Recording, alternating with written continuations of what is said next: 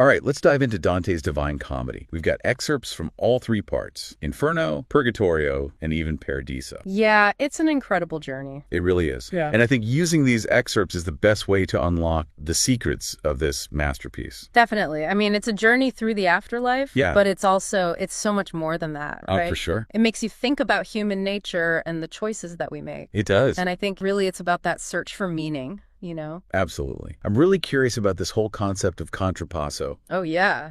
this idea of poetic justice, Yeah. where your punishment reflects your sin. Yeah, it's like Dante is saying, look, your actions have consequences. Totally. And those consequences, they're not just, some random thing. Right. They're woven into who you are. It's like your punishment is like a reflection of your sin. Yeah, exactly. Contrapso isn't just about suffering, though. It's about understanding Okay. how our choices are directly connected to what happens to us. Okay, so let's start at Inferno. The 9 circles of hell, each one tailored to a specific sin. Yeah. It's terrifying. Absolutely. Okay. I mean, Dante doesn't shy away from those gruesome details. Not at all. He really wants us to feel what it's like, Yes. to really experience the consequences. Exactly. Makes you wonder, like, what circle would I end up in? Yeah, it makes you think, right? Oh, for sure. About those choices. Yeah. Take the 3rd circle, for example. Okay. The gluttonous souls are punished by being lashed with icy rain. Icy. They're punished by having their eyelids sewn shut. It's a striking image. They couldn't stand to see the good fortune of others. Right. Now they're denied the ability to see anything. Exactly. And it's not just about punishment, though. It's Right. an opportunity. What do you mean? It forces them to confront that envy, that root of their sin, Yeah. to see how it's blinded them to the beauty and goodness in the world. It's like Dante is saying that true repentance Yeah. requires you to acknowledge how your sin has messed up your perception. You need to see clearly, Yeah. both literally and figuratively. Yes. To move towards redemption. And we see this theme over and over again in Purgatorio. We do. It's all about self-awareness. The souls are constantly examining their past, They're understanding their actions. and they're working towards becoming better. Towards virtue. Yeah. So they're really choosing to confront their pasts. Yeah. Yeah. It's not just punishment. It's like It's active. It's they're trying to grow from it. absolutely. It's self-discovery. Yeah. Like, take the proud, for example. Okay. They have to walk bent over, under these heavy stones. Wow. They're learning humility, like physically embodying it. It's interesting, right? It is. It's like he's saying, okay, you want to change. Yeah. You got to actually experience the opposite of your vice. I like that. It's almost like spiritual exposure therapy. Yeah. Yeah, exactly. That's a good way to put it. And it shows how Purgatorio is really about transformation, not just suffering. Right. But there's still that element of divine justice. Exactly. It's not like they're just,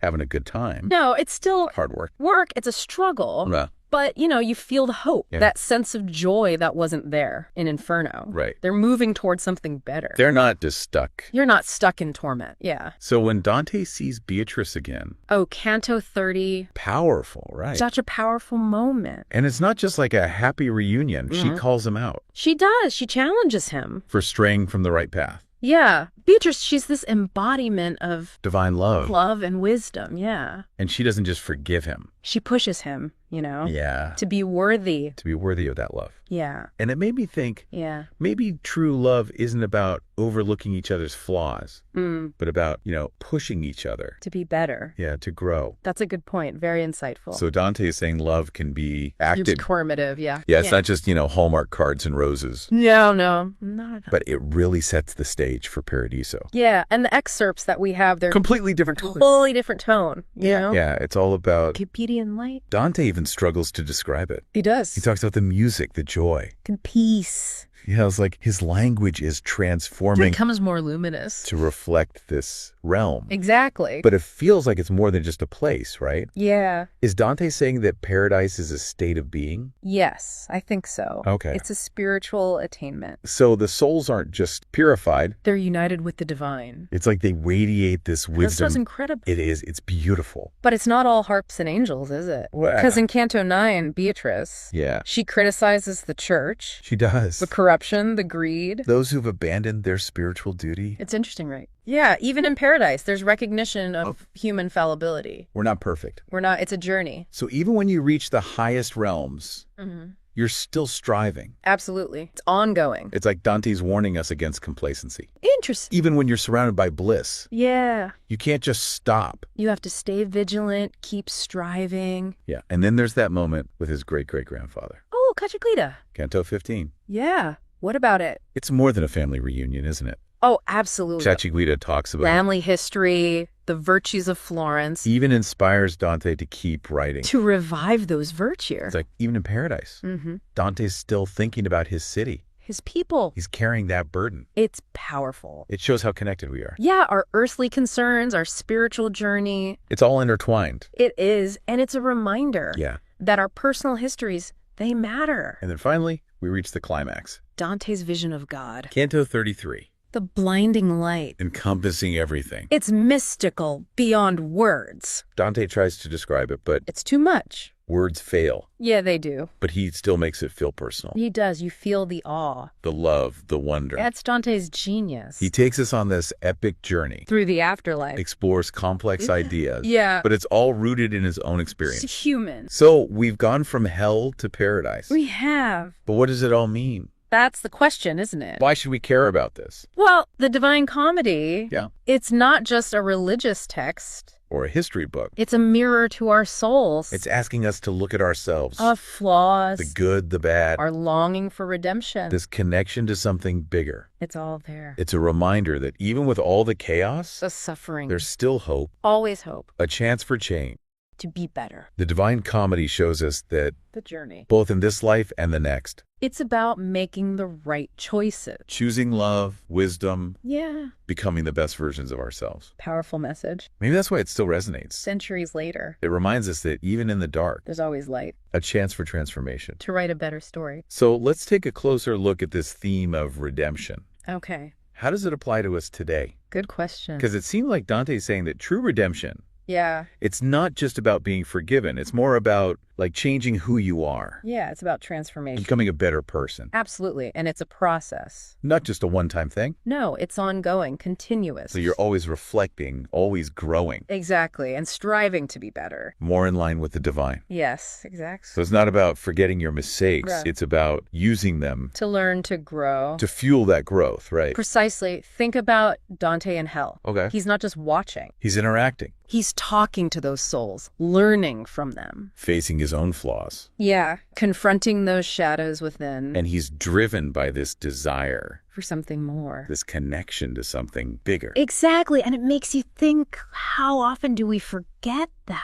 That yearning for meaning. Yeah, we get caught up in the day-to-day. And we lose sight of the bigger picture. Exactly, but Dante's journey reminds us that it doesn't have to be separate. Right, this pursuit of spiritual growth, this connection to the divine, can be part of our everyday lives. It can inform our choices, guide our actions. And it's not something you do alone, is it? No, Dante had Virgil, he had Beatrice. They guided him. They supported him. So he's saying we need that too, right? Yes, we need guidance, love, support. People to inspire us. To help us be better. And one thing that really struck me. Yeah. Redemption isn't always easy. No, it's not a straight line. There are setbacks, doubts. You stumble, you fall. But you keep going. Driven by that hope. Like those souls on Mount Purgatory. Yeah. Burdened by their sins. But they keep climbing. They want to reach the summit. To be purified. Exactly. It's powerful, right? It is. It's the human experience. We all make mistakes. We face challenges. But we can't give up. We have to keep moving forward. Learn from our experiences. Strive to be better. So what can we take away from Dante? How can we apply this to our lives? Yeah, what does it all mean for us? Well, first, it's a reminder that our actions have consequences. Not just in the afterlife. But here now. Our choices matter. They shape who we are. And they affect the world around us. It's like that contrapasso, you know. The punishment fitting the crime. But it's playing out in our lives every day. Exactly. If we choose anger, resentment. We create our own internal hell. But if we choose kindness, compassion. We cultivate peace. Harmony. It's a choice. Dante's asking us to be more conscious of the choices we make, to consider the consequences, and to ask ourselves, What kind of world am I creating? It's a powerful question. It is. And it's not just about the external world. Right. There's also the internal world. Our inner landscape. And Dante encourages us to face that. To look at our flaws. Honestly, but with compassion. To see them as opportunities. Not as something to be ashamed of. We have to face our own demons. Just like Dante faced the darkness of hell. The challenges of purgatory. And it's not about blaming ourselves. It's about learning. Growing, evolving. Exactly. And ultimately, Dante's message is one of hope. It is. No matter how far you've strayed. No matter the mistakes. There's always a chance. For redemption. To turn towards the light. To choose love over fear. Wisdom over ignorance. To embark on that journey. Of spiritual growth. Transformation. So if you're feeling lost. Discouraged. Remember, Dante. You have the power. To write your own divine comedy. Embrace those challenges. Seek guidance, inspiration. And never stop striving. You never know what awaits you. That's it for our deep dive into the Divine Comedy. Hope you enjoyed it. We hope it sparked your curiosity. Inspired you to explore further. Until next time, keep seeking, keep questioning, and keep diving deep.